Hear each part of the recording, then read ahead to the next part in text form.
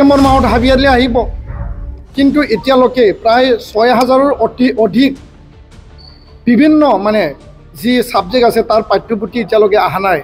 আৰু ইয়াৰ কাৰণে আমি অসম চৰকাৰ, অসমৰ শিক্ষামন্ত্ৰী, মুখ্যমন্ত্ৰী ডাঙৰীয়াক, আমাৰ বিটিআৰ প্ৰধান ডাঙৰীয়াৰ যোগেদি আমি আহ্বান জনাইছোঁ, দাবী জনাইছোঁ যে এই যে শিক্ষা বিভাগৰ পাঠ্যপুথিৰ যি এতিয়ালৈকে ডিষ্ট্ৰিবিউশ্যন কৰা নাই, বিনা পাঠ্যপুথিৰে ক্লাছ কৰিব লগা হৈছে, পৰীক্ষা দিব লগা হৈছে, বৰ্তমানো কৰি থাকিব লগা হৈছে, তাৰ কাৰণে পৰ্যাপ্ত সময়মতে খুব কম দিনৰ ভিতৰত সেই পাঠ্যপুথি বিতৰণ কৰা বা পাঠ্যপুথি ছাত্ৰ ছাত্ৰীক শিক্ষাৰ্থীক দিয়া ব্যৱস্থা কৰক, এইটো আমি দাবী জনাইছোঁ।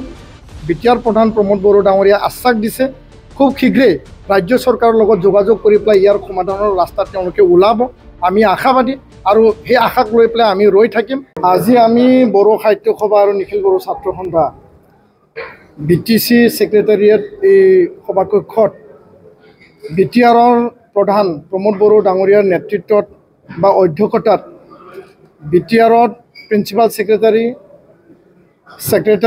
ডাইৰেক্টৰ অফ এডুকেশ্যন আৰু আটাইবিলাক DO আৰু inspector of school BO DI শিক্ষা বিভাগৰ সমগ্ৰ বিষয়া ইয়াত আমি একেলগে আলোচনাত মিলিত হওঁ। আৰু ইয়াৰ প্ৰায় 18 দফীয়া ইয়াত দাবী চনত লৈ পেলাই আমি আলোচনা কৰিছিলোঁ। মুখ্যমন্ত্ৰী ডক্টৰ হিমন্ত বিশ্ব শৰ্মা ডাঙৰীয়াৰ লগত যি আমাৰ আলোচনা আছিল আগত, ইয়াৰে মাইনোটছ শিক্ষামন্ত্ৰী ৰণোজ পেগু ডাঙৰীয়াৰ লগত আমাৰ যি মাইনোটছ হৈছিল, সেই মাইনোটছৰ ওপৰত আৰু অতিৰিক্তভাৱে মূল বিষয়টো আছিল যে ইয়াত 6.3 বিটিআৰ শান্তি চুক্তি মতে বিদ্যালয় প্ৰাদেশিকৰণ, 10টা মহাবিদ্যালয় প্ৰাদেশিকৰণ হৈ গ'ল, 16টা এতিয়াও আছে। High school, higher secondary, LP ME প্ৰাদেশিকৰণৰ বিষয়ে পুংখানুপুংখভাৱে আমি আলোচনা কৰিছোঁ। আৰু ৰাজ্য চৰকাৰে যিখিনি তুৰান্ত কৰিব লাগে, কাউন্সিল চৰকাৰে কৰিব লাগে, সেই বিষয়টো আজি আমি আলোচনা কৰিলোঁ। ইয়াৰ পিছতে ছিংগল টিচাৰ যি এটা ডাঙৰ বিষয়, যাৰ নেকি শিক্ষা বিভাগত এতিয়াও ক্লাছবিলাক সুচাৰুৰূপে হোৱা নাই। টেট এপইণ্টমেণ্ট যোগেদি 1200 টেট এপইণ্টমেণ্ট হ'ব লগা আছে, এইটো তুৰান্ত কৰিবৰ কাৰণে আমি দাবী জনাইছোঁ। আৰু ইয়াৰ পিছতে ৰেচনেলাইজেশ্যন কৰি পেলাই কোনো বিদ্যালয়ত যাতে ছিংগল টিচাৰ নাথাকে, তাৰ কাৰণে আজি আমি আলোচনা কৰিলোঁ। ইয়াৰ লগতে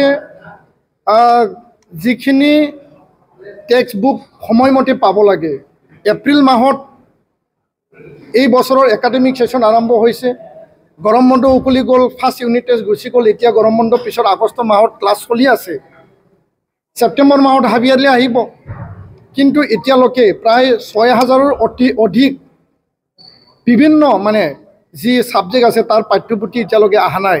আৰু ইয়াৰ কাৰণে আমি অসম চৰকাৰ, অসমৰ শিক্ষামন্ত্ৰী, মুখ্যমন্ত্ৰী ডাঙৰীয়াক, আমাৰ বিটিআৰ প্ৰধান ডাঙৰীয়াৰ যোগেদি আমি আহ্বান জনাইছোঁ, দাবী জনাইছোঁ যে এই যে শিক্ষা বিভাগৰ পাঠ্যপুথিৰ যি এতিয়ালৈকে ডিষ্ট্ৰিবিউশ্যন কৰা নাই, বিনা পাঠ্যপুথিৰে ক্লাছ কৰিব লগা হৈছে, পৰীক্ষা দিব লগা হৈছে, বৰ্তমানো কৰি থাকিব লগা হৈছে, তাৰ কাৰণে পৰ্যাপ্ত সময়মতে খুব কম দিনৰ ভিতৰত সেই পাঠ্যপুথি বিতৰণ কৰা বা পাঠ্যপুথি ছাত্ৰ ছাত্ৰীক শিক্ষাৰ্থীক দিয়া ব্যৱস্থা কৰক, এইটো আমি দাবী জনাইছোঁ।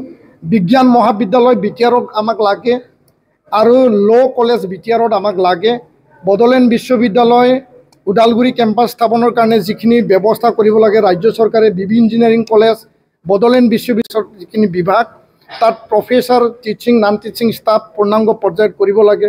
আৰু বহুতো বিষয়, ছেবাৰ একাডেমিক অফিচাৰ, SCRTৰ লেকচাৰাৰ লাগে, আৰু সমগ্ৰ শিক্ষা অভিযানৰ ট্ৰান্সলেটৰ লাগে। আৰু এনেকুৱাকৈ যিবিলাক বিষয় আছিল আমি পুংখানুপুংখ আলোচনা কৰোঁ। আমি আশাবাদী যে অহা 2-3 মাহৰ ভিতৰত এই গোটেই বিষয়টো সমাধানৰ সূত্ৰ ওলাব। আৰু বিটিআৰ প্ৰধান প্ৰমোদ বড়ো ডাঙৰীয়াই আশ্বাস দিছে খুব শীঘ্ৰেই ৰাজ্য চৰকাৰৰ লগত যোগাযোগ কৰি পেলাই ইয়াৰ সমাধানৰ ৰাস্তা তেওঁলোকে ওলাব। আমি আশাবাদী আৰু সেই আশাক লৈ পেলাই আমি ৰৈ থাকিম। আৰু যদি সময়মতে সেই কামবিলাক যদি হৈ নুঠে, আমি বিচাৰিম যে এই বিষয়টো ৰাজ্য চৰকাৰ আৰু কাউন্সিল চৰকাৰ আৰু শিক্ষামন্ত্ৰী, মুখ্যমন্ত্ৰী আৰু বিটিআৰ প্ৰধান তেওঁলোকে একেলগে এটা ব্যৱস্থা, এটা প্ৰ'এক্টিভ এটা একশ্যন লৈ পেলাই এই কামখিনি আগবাঢ়ক, সেইটোৱে আমি আশা কৰিম। ধন্যবাদ।